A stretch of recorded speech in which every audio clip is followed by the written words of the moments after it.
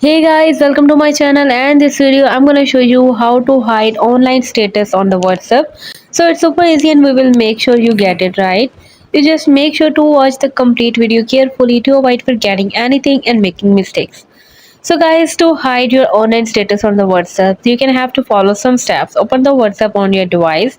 Now tap on the three dots icon or more options button. Now tap on the settings. Tap on the privacy. Tap on the last seen and online. Select nobody under who can see my last scene or hide your last scene status. So you can see I have already selected the last scene.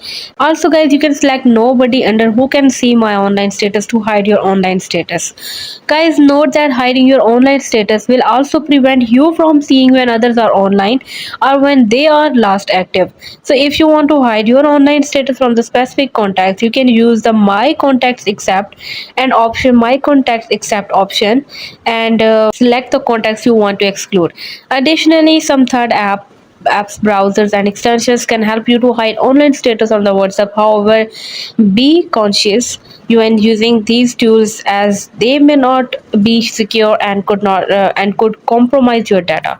So hope you guys like my video. Please consider showing your support by commenting, liking, sharing and subscribing to my channel for more valuable content in the future.